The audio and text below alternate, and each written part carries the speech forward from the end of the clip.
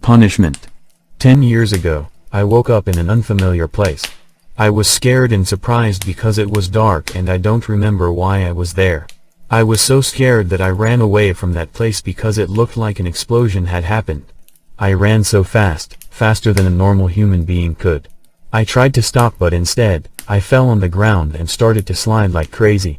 Rocks, sticks and other stuff like a piece of glass from a broken bottle on the ground as I was sliding on the front side of my body.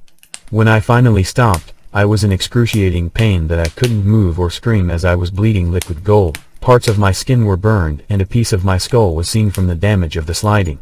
I was so scared that I thought I was going to die. But then I saw my injuries were healing, including my face. After that, my body was fully recovered. I was surprised about everything that has happened so far and I thought about it a lot and had many questions like why my blood was gold. Or why I had healed from all my savior injuries, but it can wait and I wanted to go home. I recognized the area and knew it'll take me around 30 minutes to walk home. When I went in to open the door, but I broke it instead, then realized I have super strength too. I thought to myself my apartment door was probably, so I was looking for my keys, but I couldn't find them. I thought I forgot them at home, so I decided to ring the doorbell, but just as I was about to ring it, I noticed that there was a different name on the letter gap and not my family name. I was surprised and confused, so I waited outside until sunrise since couldn't I sleep, which was obvious since one woke up like an hour ago. The sun came up but I decided to wait an extra hour. Then go back to the building and ring the bell. I went back inside and rang the doorbell, and as I thought, different people were living in there, so I asked them, weren't there other people living here before? They answered, no, we have been living here since this building was made. When they said that, I was surprised and asked them what year it is. The answer they gave shocked me. They said it's 2019. After that conversation with the family, I went back outside and started walking to the middle of the city. While I was walking there, I was also thinking and questioning everything that has happened. When I arrived in the middle of the city, everything looked different. It was too much for me to take in, so I saw a bench and walked towards it to rest a bit. After a few minutes, someone came to me and told me that he knows who and what I am. I tried to make him go away, but he stayed and talked nonsense about how he was an angel of God named Gabriel and I became immortal as a punishment because I committed a crime and I transported to another world, so I decided to walk away from him. As soon as I walked away from him, I fell into the ocean, which was like a mile away from where I was resting.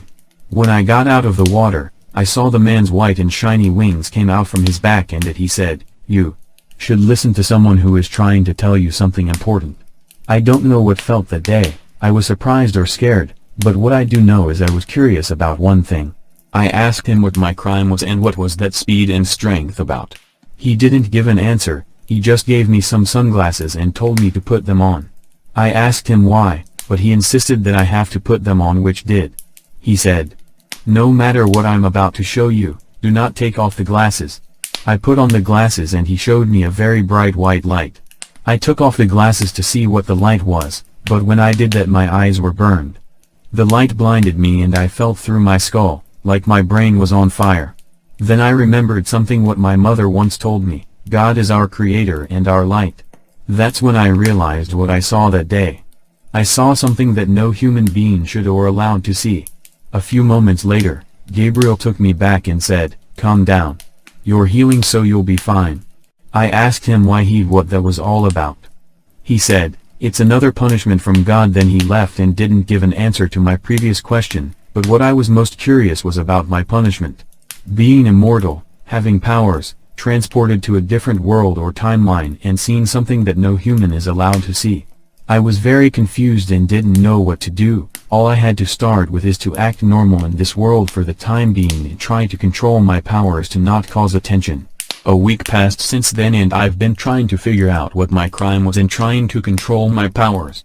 Once I've controlled them, I started to look for a job because I needed money for a place to stay, so I found one at a supermarket and started working there. I saved enough money to buy a house and supplies such as clothes and food. I may be immortal but need to look presentable and have energy.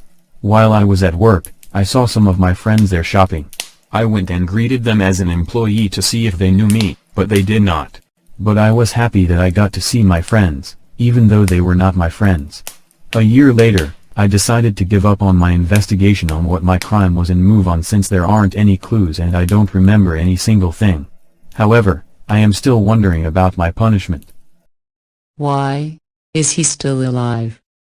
God commanded us. Besides, we aren't allowed to kill humans. He is definitely not human. Not anymore. In God's eyes, he is. God has plans for him, as he always has for everyone. We have to have faith in God and the boy.